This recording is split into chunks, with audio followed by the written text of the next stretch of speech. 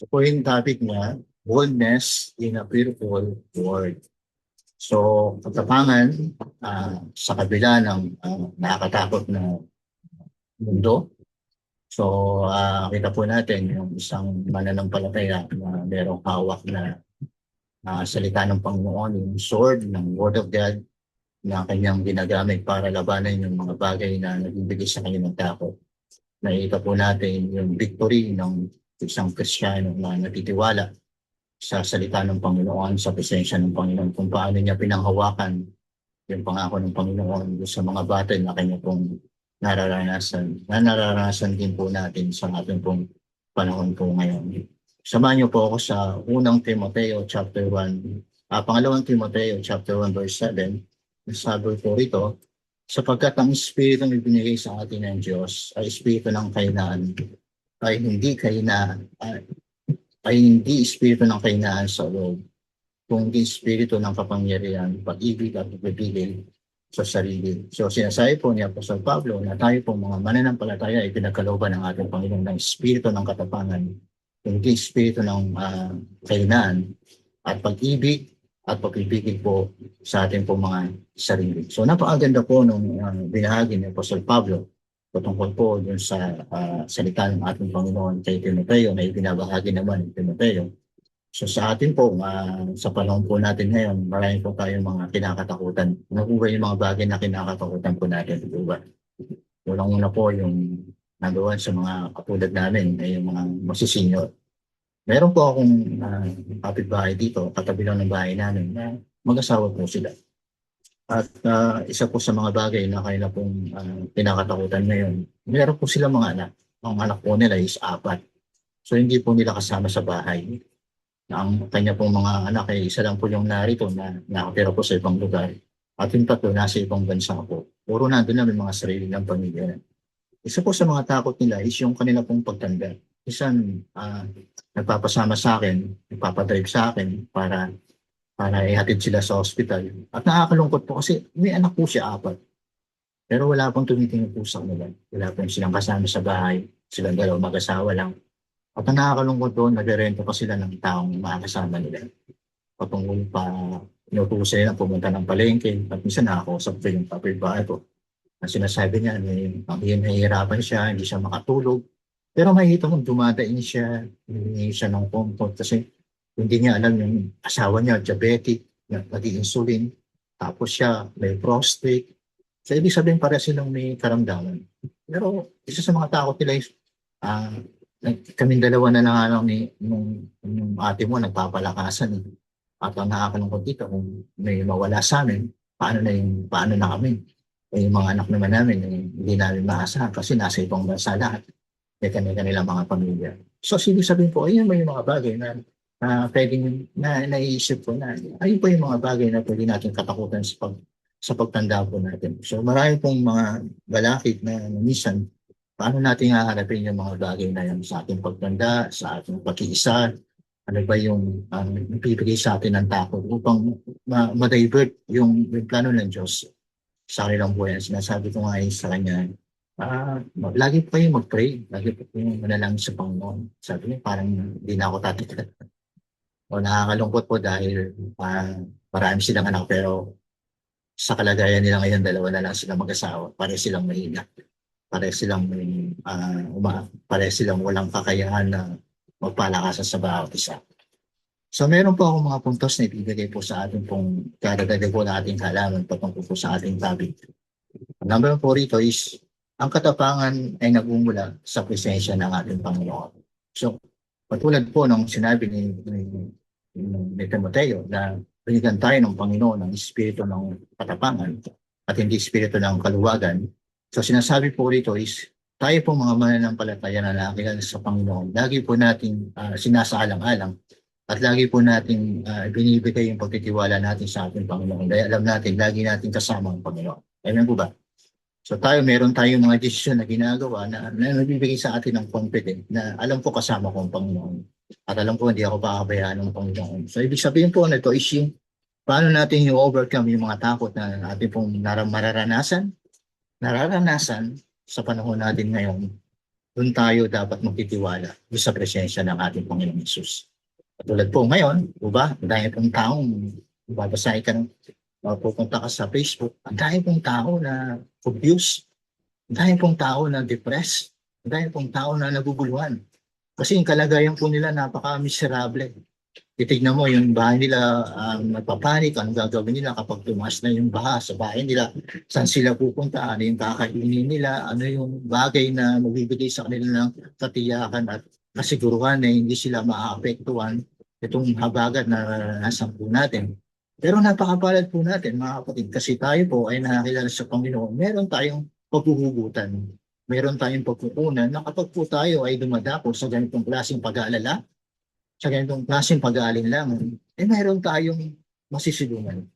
Meron tayong mahuhugot na pag-asa. Meron tayong mahuhugot na katiyakan. At yun yung presensya ng ating Panginoon. Na hindi po tayo pababayaan, hindi po tayo iiwan, hindi tayo ay aabandona ng Panginoon sa mga panahon na tayo po ay dumaranas. Sabi natin crisis, kasi 1 week na eh. So crisis na yan sa iba. So ayun po yung magbibigay po sa atin ng malalim na pagpapasalamat, malalim na pagtitiwala na kapalad pa rin tayo. Dahil yung lugar natin hindi pa talaga totally na nalulubog sa baha. So tuloy po natin, no? Sabi po rito is, yung sabi po ng Joshua 1:9, yung sabi po ron is, tandaan mo ang biling ko, magpakatatag ka at lakasan mo ang iyong loob. Huwag kang matakot o mawawala ng pag-asa sapagkat akong si Yahweh na iyong Diyos ay kasama mo saan ka man magpunta. Wow, napakaganda. Napakagandang mensahe na maakapitan natin, maaasahan natin sa panahon po natin ngayon, sa ating pong pinagdadaanan, sa mga takot na ating pong mararanasan. Ako po, nag-worry po talaga ako kasi alos wala po akong tulog kasi natabayanan ko yung bumaha na dito sa tapat namin. So, dati wala akong pag-alala kasi dati kahit bumaha dito, okay lang. Ngayon, iniisip ko saan ko dadalhin yung sasakyan. Na ay ng mga worry ko na, siyempre, iniisip ko kung malulubog yung gastos o dagdag gastos. So, ayun yung mga bagay na nabibigay sa akin ng alalahanin. Kaya medyo talagang konti lang yung tulog ko dahil yung tulog ko po yung mababaw. Pero nung time po na nire-review ko itong topic na to, ayun nga, yung binigay sa akin ng Panginoon, yung pag-asa. Sabi niya, tandaan mo ang billing ko. So, ibig sabihin, nagbibigay ang Panginoon ng assurance sa atin na kung tayo po yung magtitiwala sa Panginoon, mararanasan natin ang kapayapaan ng ating mga kaisipan. Mararanasan natin yung kaluwalhatian ng Panginoon na hindi ka mag-aalala. Na ano man yung nangyayari sa paligid mo, ano man yung nakikita mo, nababasa mo, nakikita mo sa Facebook, hindi ka matitinan kasi alam mo, meron kang Diyos. Meron kang pagkakatiwalaan. Meron kang aasahan. Kung titignan mo yung mga kapitbahay mo na nag-aalala, nagpapanik buying, namimili, pero ikaw hindi ka nag-aalala kasi alam mo, hindi ka gugutumin ng Panginoon. Maaalala mo yung sinabi ng Panginoon, kung ang ibong maya ay hindi ko hinahayaang magutom, ikaw ang anak ng Diyos ay hayaan ko magutom. So, ibig sabihin, yung pangako ng Panginoon ay yung magbibigay po sa atin ng kalakasan.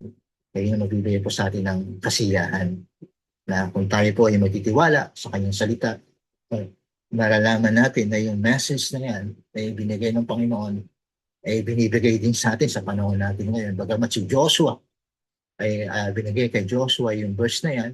So si Joshua po ay nanampalataya sa Panginoon. At maaari yung pangako na ibinigay kay Joshua sa panahon po natin dahil nananampalataya tayo sa Panginoon. Kasama po tayo dun sa message na yan na ibinigay sa atin ng ating Panginoon na tayo po yung magpakatatag at lakasan mo ang loob. Huwag kang matakot o mawalan ng pag-asa. Sabi niya, akong si Yahweh. Sabihin, ganun ka-powerful, ganun ka-control ng Panginoon ang lahat ng sitwasyon. Ganun niya kayang control niya ng lahat ng bagay. Maging maayos man yan, maging mabuti man yan na ating mararanasan sa ating pong nilalakaran, sa ating pong paglilingkod sa Panginoon, sa ating pong nangyayari po, sa ating pong sa panahon po natin ngayon, meron tayong Diyos na kasama natin sa man tayo magpunta.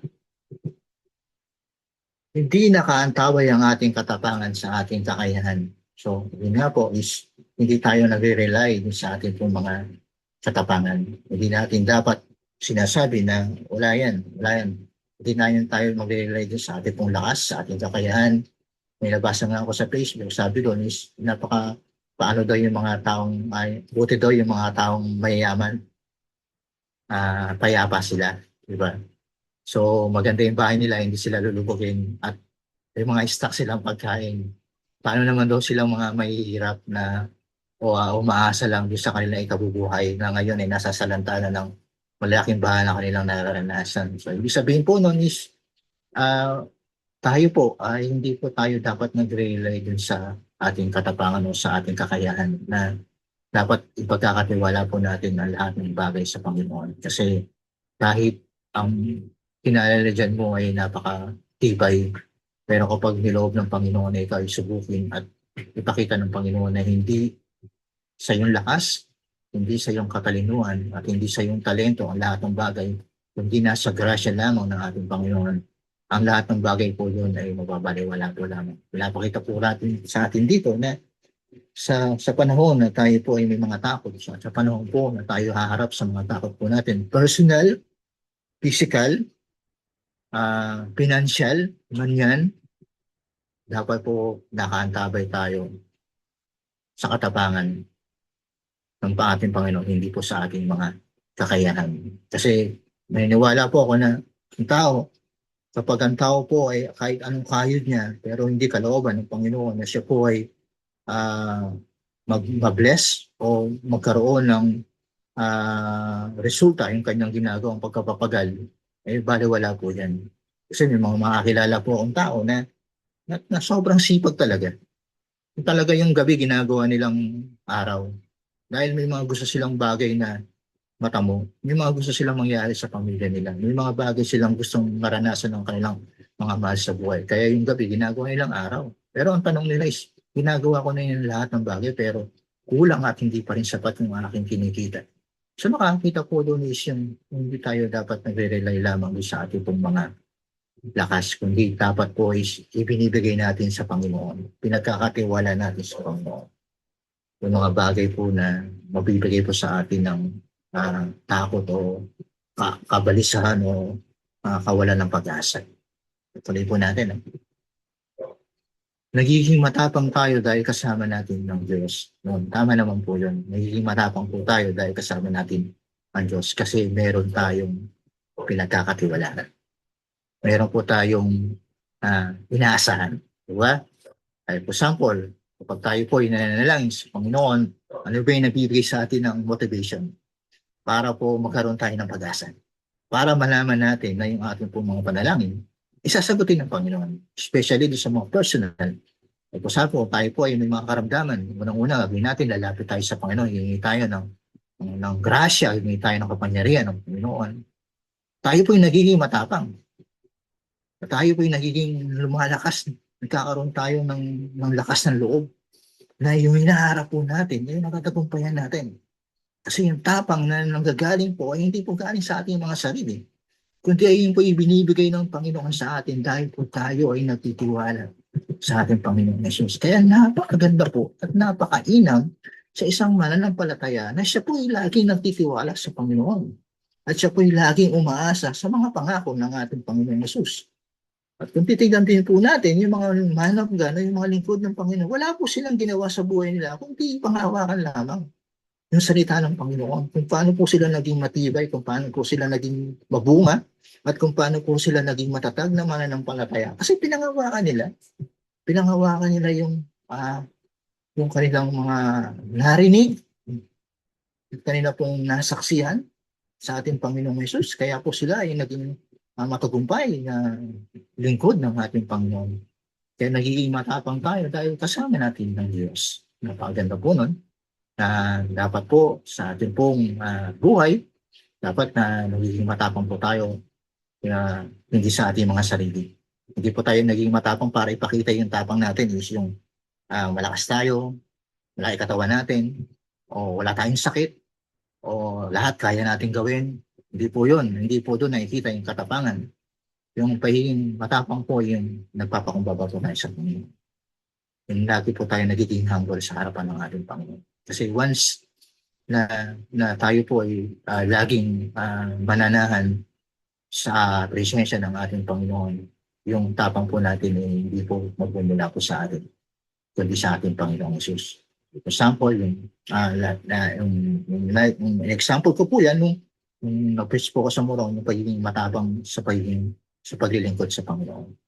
Dahil lagi ko pong china-challenge yung mga taga-Morong na lagi po talagang magbahagi ng salita ng Panginoon.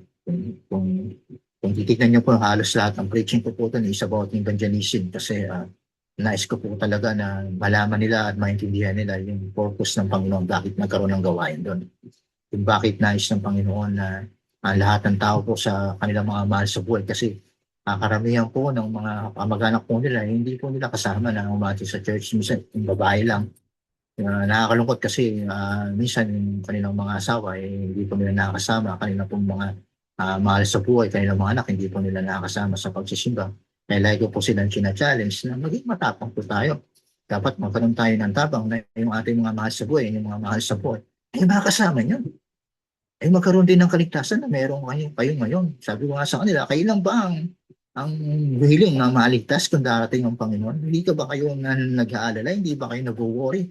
O hindi ba kayo nagkakaroon ng takot na kung sakaling dumating ang Panginoon, kayo lang yung masasama? Hindi ba, hindi naman talaga ganyan yung ating layunin dahil ang nais natin, kung tayo ay maliligtas, hindi lang tayo, kundi ang ating mga mahal sa buhay, yung ating mga asawa, ating mga anak, mga kasama natin. Kasi hindi biro yung kanilang pupuntahan, hindi biro yung kanilang mararanasan kung sila ay may iiwan at hindi makakasama doon sa ating pupuntahan. Kaya ito pong ini-encourage yung sinasabi sa kanila na maging matapang kayo. Maging matapang tayo, ibahagi natin yung salita ng ating Panginoon. Dahil ang pagiging matapang po ay hindi po yun nakikita dun sa bagay na meron ka. Ang pagiging matapang is lumalakad ka, sumusunod ka doon sa layunin ng Panginoon na ibinigay sa bawat isa sa atin. Number 2, ang katapangan ay nabibigay ng lakas upang ihayag ang Ebanghelyo. So yun nga po, tulad po na sinabi ko kanina, na ang pagiging matapang po ay yung ipapahayag yung Ebanghelyo o yung gospel. Kasi normally naman po talaga napakahirap po talaga magbahagi ng salita ng Panginoon. Di po ba? Unang-unang takot po natin, natatakot po tayong ma-reject. Di po ba? Kasi unang-una, ibig sabihin natin, ayaw natin ma-reject, ayaw natin soplahin tayo, ayaw natin barahin tayo ng mga taong isi-share natin. At pangalawa is, paano tayo magsisimula? Anong approach yung gagawin ko para ibahagi yung salita ng Panginoon? So minsan, ayun po yung nagbibigay po sa atin ng alalahanin. Kung bakit minsan hindi rin natin nababahagi yung salita ng Panginoon? Saan tayo magsisimula? Ano yung gagawin natin para makuha natin yung attention? Paano makuha natin yung kanyang attention na makinig po sa atin? At yun ang napakahirap na unang gawin. Paano makukuha yung attention ng tao para ibahagi mo yung salita ng Panginoon? So napakadali lang po niyan. Is yung unang-una is yun dapat po yung lagi nating hihingin sa Panginoon na kasi naniniwala po ako na kapag kalooban ng Panginoon na ang taong yun ay makakilala o mahayag sa kanyang buhay ang salita ng Panginoon, ikaw yung gagamitin ng Diyos na maging daan upang ang kaligtasan ay marinig ng taong yun. So minsan, nawawala rin po sa atin kasi yung tapang. Diba? Di ba? Kasi unang-una is, worthy ba ako? Karapat-dapat ba ako yung pare? Kasi unang-una, yung nakikita po rin natin o ng ibang mananampalataya, ano ba yung testimony ko? Kasi siyempre, napakahirap ipahayag yung salita ng Panginoon kapag alam nila yung testimony ng isang tao. Di ba? Kasi unang-una, ano na sa'yo, paano ako makikinig sa'yo karancho ka. Paano ako makikinig sa'yo magkakasama tayo, di ba? So, ayun po yung bagay na minsan hindi po nagiging effective upang makinig sila, ikaroon sila ng oras. Pero kapag nakikita po nila na ang isang tao o ang isang mananampalataya ay tunay na lumalakad sa salita ng Panginoon, hindi mo na po kailangan yan Hindi na muna kailangan pang kausapin yan. Sila na mismo yung nalapit sa'yo. Diba? Sila na mismo yung sasabi sa'yo na, alam mo, natutuwa ako sa'yo kasi nakikita ko na napakabuti ng tao. Alam mo, natutuwa ako sa'yo kasi yung ano bang religion mo? Doon nagsisimula. Ano bang religion mo? Saan ka ba umati ng church? So, kasi may nakikita silang bagay na nakikita nila yung kaluwalhatian ng Panginoon sa isang tao. At kung tayo po ay ganoon at nagiging matapang na ibahagi yung kaligtasan o ebanghelyo sa ibang tao, yun po'y gagawin ng Diyos sa ating pong mga mananampalataya. Sabi po sa Gawa chapter 4 verse 29 up to 31, sabi po rito, "At ngayon, Panginoon, tignan ninyo, pinagbabantaan nila kami. Bigyan ninyo kami ng katapangan ang inyong mga alipin upang ipangaral ang inyong salita. Iunat ninyo ang inyong kamay upang magpagaling at loobin ninyo na sa pangalan ng iyong banal na lingkod na si Jesus ay makagawa kami ng mga himala." So, ito po natin, yung mga panahon po na yun, yung mga mananampalataya po ay nandun po sila sa proseso na sila po ay dumaraan sa matinding pagsubok ng kanilang pananampalataya. Hindi lamang kadalasan sa physical, may mga threat, may mga bagay na nagbibigay sa kanila ng pag-aalinlangan upang ibahagi nila yung salita ng Panginoon. Pero ano po yung kanila pong layunin? Sabi nila is humingi sila sa Panginoon ng katapangan. Sabi nga nun is yung iunat ninyo ang inyong kamay upang mapagaling at loobin ninyo na sa pangalan ng banal na lingkod na si Jesus ay magawa kami ng mga himala. So ibig sabihin, hindi po nagiging balakid yung kanila pong mga kinakatakot o kanilang mga kalagayan upang ipangaral at ibahagi yung salita ng Panginoon dun sa mga taong niloob ng Panginoon na magkaroon ng kaligtasan. So napakahalaga po talaga na tayo po mga mananampalataya is talagang sumunod. Sumunod. Di ba? Sumunod dun sa ginagawa ng Panginoon. At nang sila po hopeless, may mga threat, pinopersecute sila, maaring iba yung naranasan nila kumpara sa atin. Kasi nung panahon na yun, kapag ikaw ay sumusunod sa Panginoon, papatayin ka. Ihaharap ka dun sa mga tao, ay minsan kadalasan, hindi ka lang basta papatayin. Unti-unti kang papatayin sa pamamagitan ng stone to death. Katulad si Esteban, di po ba? Sa kanyang pagsunod sa Panginoon, in-stone to death siya. So, mahirap yun para sa atin, di ba? Kalagayan po nila. Na unti-unti mong nararanasan yung sakit habang binabato ka. At siguro yung bato na yun, hindi po kasing laki ng piso. Malalaki po yun, kasing laki ng kamao. At imagine mo yung tumatama sa'yo, yung bumabato sa'yo, nararamdaman mo yung tama sa ulo mo, puputok yung ulo mo, yung sakit, yung hapdi. At hindi lang isa yung babato sa'yo, kundi lahat ng mga taong against sa ginagawa nila ay bumabato sa'yo. Napakahirap po nun. Pero ano po yung kanilang layunin? Di ba? Nananalangin sila sa Panginoon. Naiulat doon ng Panginoon ang kanyang kamay upang magkaroon ng himala na sa pamamagitan yun ay magkaroon ng kaligtasan. Magkaroon ng kaligtasan, magkaroon ng uh, ng pagbabago doon sa mga tao na ma-encounter nila at maranasan nila yung Panginoon. So napakaganda po ng puso ng mga taong ito ng panahon po nila. At tayo po kaya ngayon sa panahon po natin ngayon. For example po dito po sa amin, yung gate po namin dito dahil pong sinasara yan. Sinasara dahil for security ng aming mga homeowners dito. Meron pong isang taga-munisipyo na meron naman pong, ano naman po yun, meron naman pong permiso mula sa munisipyo na isasara po namin yung sa may gilid po ng Robinson. Pero may pumunta po na unknown. Nasabi, malakas daw kay Sara Duterte sa Malacanang. Pinasara, pinabuksan yung pinabuksan yung gate sa amin. At yung aming presidente, walang nagawa. Hindi niya kilala yung tao. Nagbigay ng threat. Sabi niya, ano nangyari pag binuksan? Nagbigay ng threat. Sabi ko sila nabigay ng threat, hindi namin alam. So, ibig sabihin, ganun yung takot nila kaagad. So, ibig sabihin, nung sinabi lang na, taga Malacanang, pinapabuksan yung gate kasi di nakakaraan talaga pag kaya outsider ka, hindi ka makakapasok dito sa amin. Kasi ano naman yun, meron naman kami permit sa munisipyo na sasara namin kasi yung mga alanganing oras, yung mga masasamang loob dito dumadaan sa amin. So, for security ng aming Pero ibig sabihin, magandang intention namin. Pero nung may taong against sa ginagawa ng aming presidente, hindi po tinayuan ng aming presidente yung benefit ng aming mga homeowners. Mas mas nanaig sa kanya yung takot na pagbabanta ng isang tao na nagsabi, buksan yan. Sisirain ko yung gate niya kapag hindi niya binuksan. So hindi napakilala yung tao. Mensahe lang na narinig niya, pinasara. pinabuksan. Sana po makita po nun.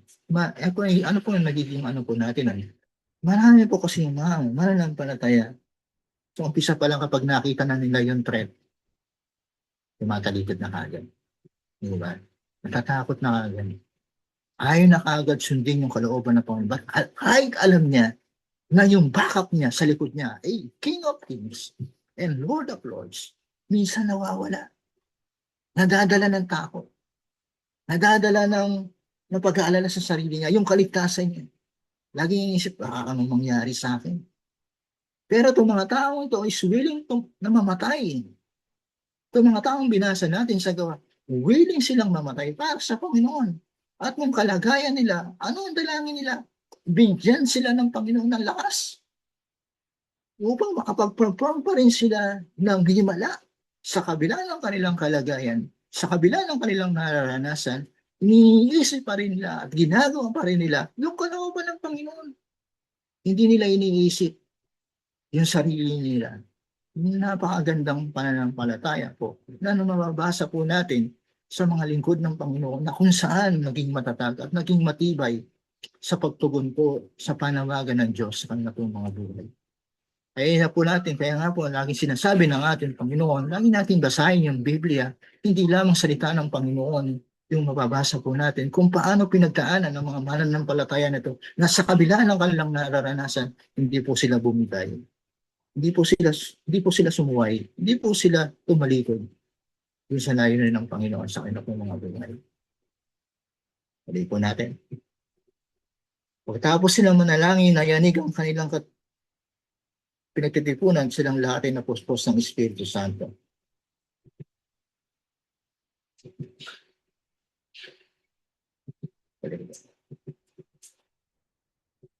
Yan po.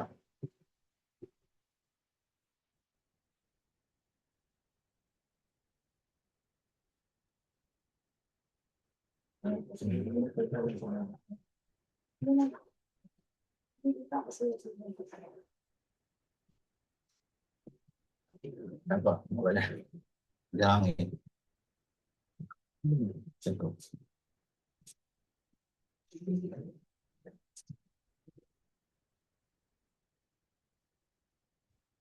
Tapos sila manalangin, nayanig ang kanilang pinagtitipunan at silang lahat ay napuspos ng Espiritu Santo at pumunta pa na ng aral ng salita ng Panginoon, ng Diyos. Makita po natin, no, after nilang manalangin, after nilang humingi ng presensya ng ating Panginoon, ganun po yung nangyari. So, bakit po dininig ng Panginoon yung kanila pong panalangin? Kasi yung kanila pong tapang. Hindi po sila nagpatay sa takot. Hindi sila nagpatay sa mga banta sa buhay nila kung sila ay susunod sa pinapagawa ng Panginoon sa kanila po. So, kung po tayo, no, mga kapatid, kaya nga po, ang katapangan ay nagbibigay ng lakas upang mayayag ang Ebanghelyo. Tayo po ay may, kung ang lahat po ng mananampalataya ay magkakaroon po ng tapang ibahagi ang salita ng Panginoon. Hindi lamang sa pagbabahagi ng salita ng Panginoon, kundi tapang na harapin yung mga bagay na mga stronghold, mga weaknesses, mga bandages na kanilang kinakaharap. Lahat po ng mga wala pong mananampalataya na tatalikod. Wala pong mananampalataya na magka-backslide. Wala pong mga mananampalataya na tatalikod sa kanilang pananampalataya. Kasi kaya po sila naranasan nila yung mga bagay na yun kasi nawawalan po sila ng tapang. Nawawalan sila ng tapang dahil lagi nila nakikita lagi nilang nakikita na yung kanilang mga takot at kanilang mga mararanasan kung sila po ay susunod sa Panginoon. Nanalangin ng mga lagad para sa katapangan, hindi para sa kaligtasan wala sa pagsubok. So yan po yung nag-motivate po dun sa mga disipulo na nanalangin sila hindi para sa kaligtasan. Nanalangin ng mga lagad para sa katapangan, hindi para sa kaligtasan wala sa pagsubok. So nanalangin po sila, hindi po dahil po sa mawala sa kanila. Wala po sa kanila yung kaligtasan. Kundi bigyan sila ng Panginoon ng katapangan. Ba na harapin yung bagay na kanilang kakaharapin sa kanilang ginagawang patuloy na paglilingkod sa atin ng Panginoon Jesus. Ang banal na Espiritu ang nagbibigay ng lakas upang maging tapat na saksi ni Kristo. So, napakaganda po na ang pag-iisang matapang ng mananampalataya, yung malalim po siyang patuloy na nanalangin sa ating Panginoon Jesus. But tayo po ay hihingin po natin sa Panginoon na lagi po tayong samahan ng banal na Espiritu Santo. Ayan po yung ano natin, ayan yung power natin. Diba? Naniwala naman tayo mga kapatid, di ba? Kaya nga sabi nga, kapag ang Espiritu ng Panginoon ay nasa sayo, walang bagay na hindi mo kayang gawin. Amen, di ba? Lahat ng bagay kaya mong gawin. Kasi yung tapang mo na magbahagi ng salita ng Panginoon, yung tapang mo na tumayo. Kaya nga po nung ako po yung bagong Kristiyano, tuwan-tuwa po ako sa mga nagpipit sa bus. Tumakay sa unahan. Natutuwa po ako doon kasi sa mumuhugutin yung lakas na yun. Tatayo ka sa unahan, magbabahay ka ng salita na ba? O kaya sa jeep. Di ba? Yung mga old Christian, yung mga 90s, ganun po yung kanilang ginagawa eh. Sabi ko, saan kaya humuhugot ng lakas itong mga taong ito na tumatayo sa unahan? Tapos, di ba? Yung pagtayo lamang po namin sa unahan, yung pagbabahagi po namin na kami tatayo sa pulpito, hindi po sa amin ang gagaling yung lakas na yon. Kasi kapag kami po ay tumatayo na doon sa pulpit, hindi po namin talaga hindi na po yung sa kaisipan namin ang gagaling yung mga sinasabi po namin.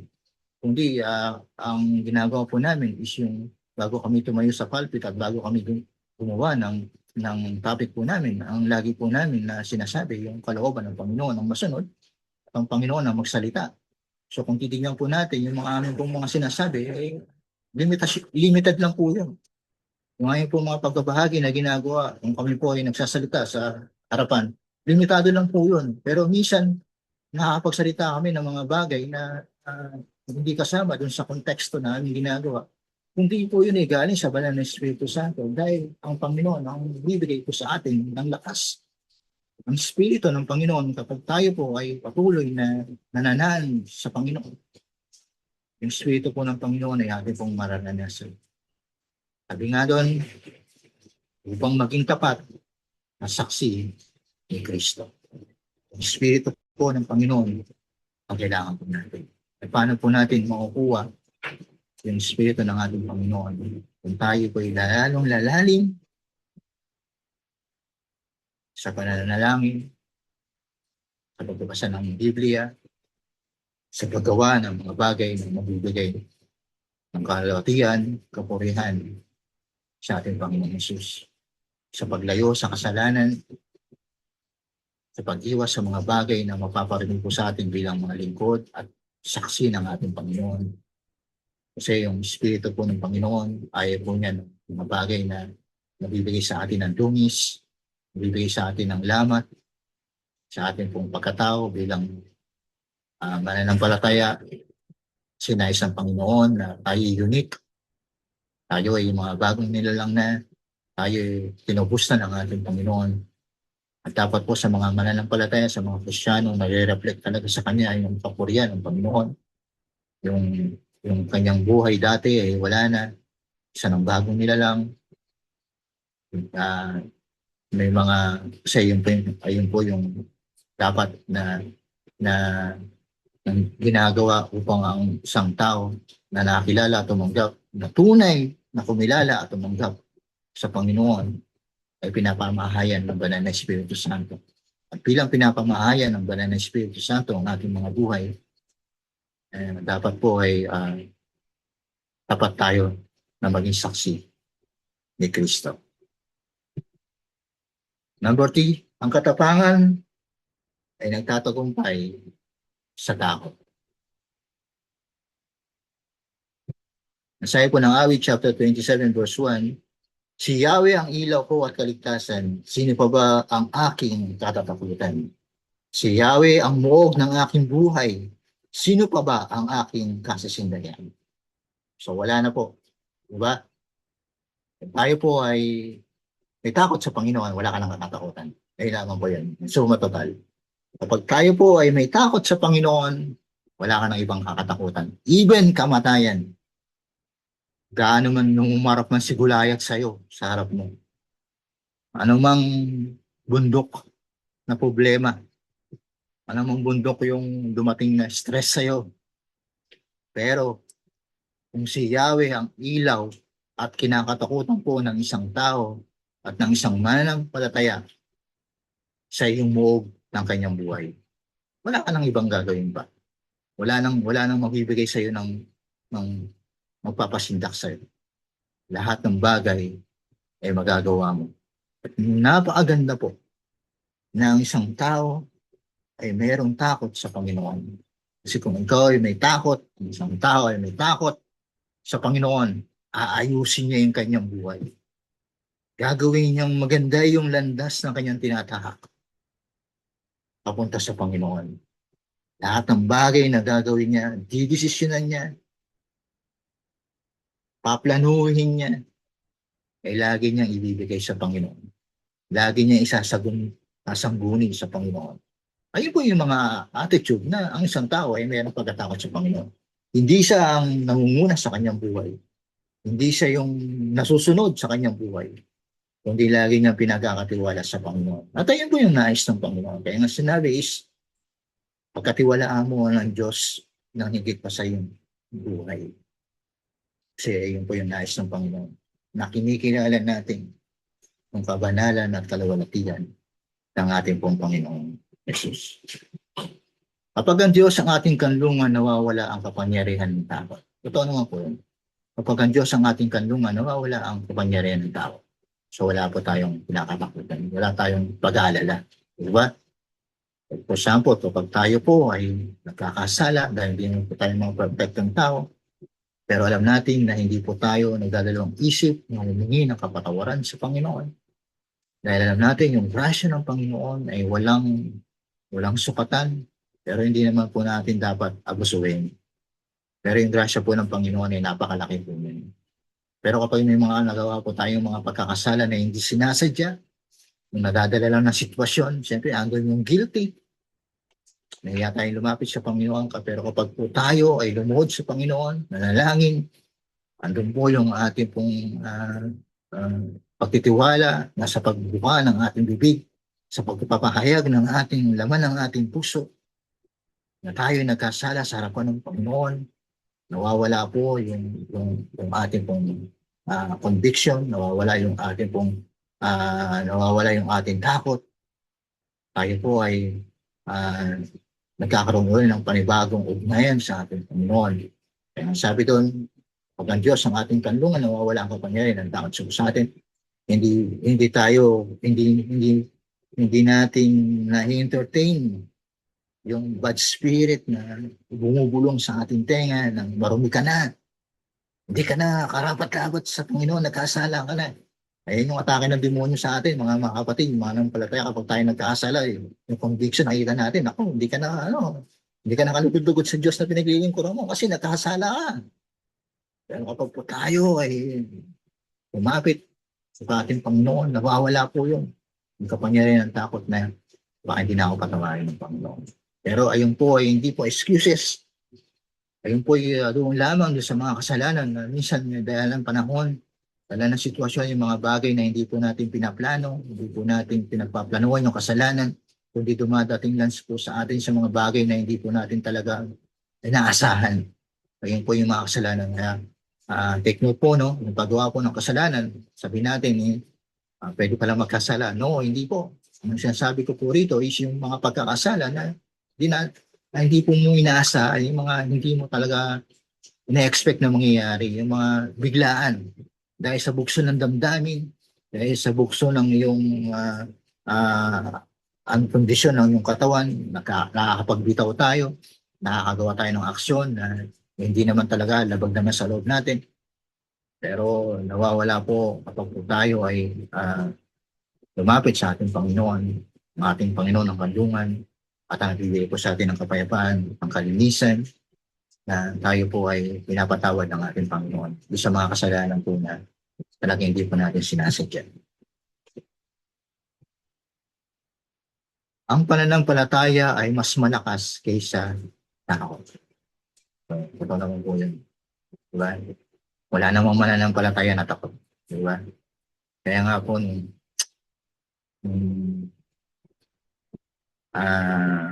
sinabi po sa akin na share ko na rin naman Missionary po sa akin na yung parang punta kami ng Aurora.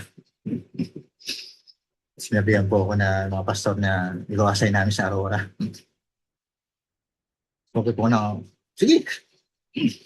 Pero consider ko muna yung asawa ko. Sabi ko muna yung asawa ko. Pero hindi po ako takot. Kasi meron po akong pananampalataya. At tayo pong mga mananampalataya, flexible po tayo. Kahit saan po tayo dalhin, dapat po ay madali po tayo mag-adjust. So ako naman, hindi ko kagad nakita yung takot na makapalayo ako sa pamilya ko. Kaya nung pinakusap po nila ako, sabi ko, sige. Pero ako sabi ko muna yung aking asawa. Yung papayag ko siya. Siyempre may mga bagay na dapat i-consider. Hindi ako, kung binata ako, wala problema. Kahit ilang buwan, kahit ilang taon, kaya ako mag-stay doon. Pero may mga bagay po tayo na kailangan i-consider dito ba. Kaya ang pananampalataya daw ay mas malakas kaysa takot. Kaya po tayo, mga kapatid, kung tayo po ipinapalalim ng Panginoon, huwag po tayo matakot. Kung tayo po i-exercise ng Panginoon sa mas malalim na gawain, huwag po tayong matakot. Huwag po natin tignan na, Panginoon, hanggang dito lang ako. Lord, hanggang dito lang kaya ko. Hanggang dito lang po muna ako kasi ito lang kaya kong ibigay sa'yo na oras at panahon. Hindi po yun. Hindi po dapat ganun yung uh, uh, nasa isip o nasa mindset ng isang mananampalataya. Kaya hindi po tayo kasi naisip natin kapag nadagdagan yung ating ministry, ating gawain, mas madadagdag yung trabaho. Minsan, parang hindi na natin alam paano natin yung ating sarili yung sa responsibilidad na meron na naman, di ba? Kaya nga yung pananampalataya, kapag po tayo nananampalataya, malakas po ito. At hindi po nananaig yung takot. Hindi po dapat nananaig yung takot natin na baka mamaya kahit anong gawin ko, useless lang din. Kahit anong gawin kong share dyan, di naman maikinig yan eh. Kasi kahit anong sabihin ko dyan, di maikinig sa akin yan. Kumbaga, nagkukonclude na agad tayo na wala tayong magiging resulta doon sa gagawin po natin. Minsan, ganun po tayo eh. Di ba? Ganun po tayo mga mananampalataya. Pag nakita natin, ay, doktor yan, di maikinig sa akin yan. Kahit sharean ko yun, di ako paikinggan yan kasi hindi na, ordinaryong tao lang ako. Hindi maikinig sa akin yan, professional yan. Pero hindi po yun. Masesharean mo yung tao yung kahit anong estado ng kanyang buhay. Kasi meron kang pananampalataya. At yung pananampalataya mo, ay na magbibigay ng resulta. Di ba? Kasi yung pananampalataya mo, yung kapangyarihan ng Panginoon, kaakibat na yan, kasunod na yan. Kaya minsan walang resulta, walang pananampalataya. Kaya nga sabi is, ang pananampalatayang walang gawa ay patay. Di ba? Meron tayong pananampalataya, minsan ang tao may pananampalataya, pero kulang sa gawa. Walang aksyon. Kaya minsan walang resulta. Pero yung pananampalataya naroon. Kaso, bakit? Nadadaig po ng takot. Nadadaig siya ng takot, nadadaig siya na, ay, hindi ko alam paano gagawin dyan, di ba? Pero ngayon nga po, dapat po ako tayong magpadaig sa takot, mga kapatid. Kasi alalahanin po natin, nandito po tayo, hindi po dahil sa sarili po natin. Hindi po tayo naging bahagi ng gawain at magandang layunin ng Panginoon dahil sa ating mga sarili.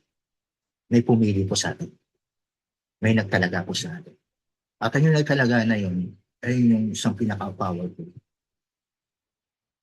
Lord of Lords and King of Kings. Diba? Hindi po siya lahat kontrolado niya. At walang bagay na imposible sa kanya. Lahat ng bagay sa kanya ay posible. Minsan, para lang tayong robot eh. Diba? Kapag ang robot, sinusian mo, aandar yan.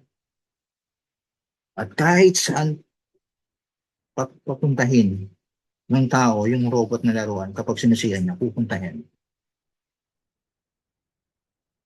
Kung tayo po ay magiging ganun po yung ating, paano po tayo lalakad? Yung pagsusi po sa atin ay yung pananampalataya. At kapag hindi po nasusian tayo ng pananampalataya, hindi tayo lalakad, hindi tayo kikilos. At hindi tayo makakapunta kung saan tayo dadalhin nung nagsusi po sa atin. Hindi po tayo tatakbo kapag wala po tayong susi. At ang susi po natin, walang iba kung ating pong pananampalataya. At kapag meron tayong pananampalataya, kasunod noon yung kapangyarihan ng banal na Espiritu Santo. Ang kasunod noon, himala ng Panginoon. Ang kasunod noon, resulta ng pagsunod natin doon sa ating pananampalataya sa ating Panginoon Jesus. Ang katapangan ay nabibigay ng mabuting patotoo sa mundo. Ang po, sabi po ng Mateo chapter 5 verse 16, gayon din naman dapat ninyong paliwanagin ang inyong mga ilaw sa harapan ng mga tao upang makita nila ang inyong mabubuting gawa at papurihan ng inyong amang nasa langit. So, kung sabi ng Mateo na yung paliwanagin natin yung ating ilaw, yung ating pong, for example, maalala nyo po, no, diba, na-preach ko na to, tayo po yung mga torch bearer, diba? Sa isang Olympic, bago magsimula yung Olympic, merong torch bearer. Sisindihan niya yung pinaka-simbolo ng Olympic para magsimula na yung Olympic, kung paano yung system nila o paano yung sistema na gagawin nila kung magsisimula na yung kanilang paglalaro sa Olympic. So, ibig sabihin po, yung torch bearer, bihira po yung binibigyan ng pagkakataon na ganun. Diba? Akala ko po kasi kahit sino pwedeng tumayo at pwedeng magdala ng torch bearer para magbigay ilaw dun sa parang malaking dambana. Pero hindi pa pala yun, pinagbubotohan at pinipili pala yun. At tayo bilang mga lingkod na Panginoon, tayo yung torch bearer. At alalahanin natin na pinili tayo ng Panginoon bilang maging torch bearer. Bakit? Para magliwanag yung ating pong mga ilaw, ating mga ilawan, yung ating pong mga relasyon sa ating Panginoon. Kaya masasabi po natin na napakapalad po natin. Napakapalad ko, napakapalad nyo, napakapalad nating lahat. Kasi bakit po? Kasi binigyan tayo ng pagkakataon ng Panginoon, nahawakan yung torch na kung saan nagre-represent yung ating Panginoon Jesus. Kaya samantalahin po natin yun, mga kapatid. Samantalahin po natin yung pagkakataon na yun. Tayo po ay bigyan ng Panginoon ng pribileho na magdala ng ilawan. At yung ilaw na yon, tayo po yun. At bilang ilaw, sino po ba yung ilaw na gusto kayo malabo? Wala, hindi po ba?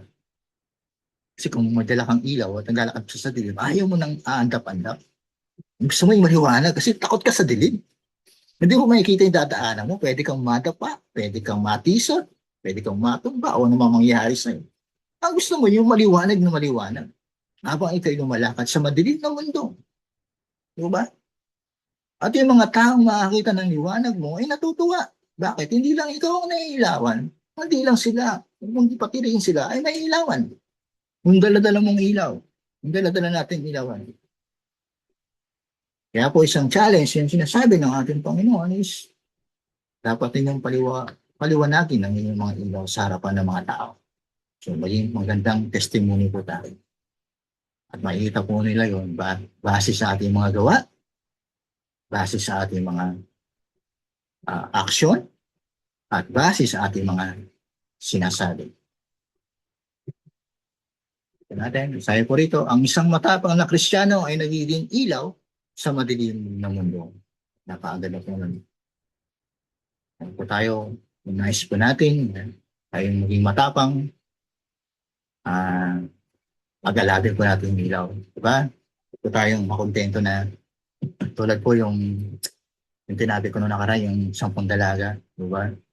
Yung aandap-andap na ilaw nila. At mingi sila ng langis sa 5 kasama nila pero hindi sila binigyan. Pero ano po nangyari?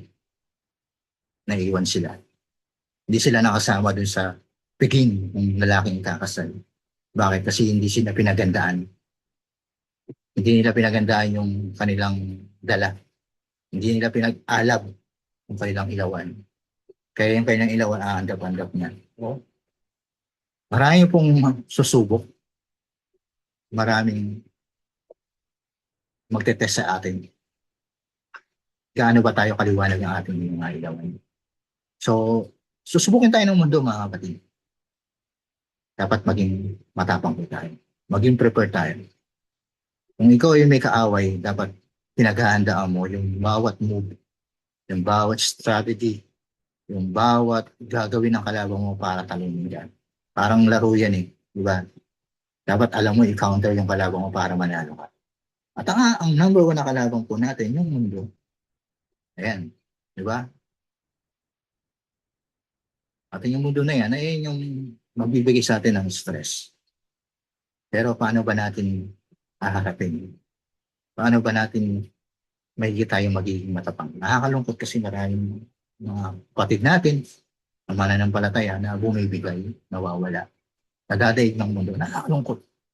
Nalulungkot ako pag gano'n na may isang Kristiyano na nawala sa Panginoon dahil nadala ng mundo.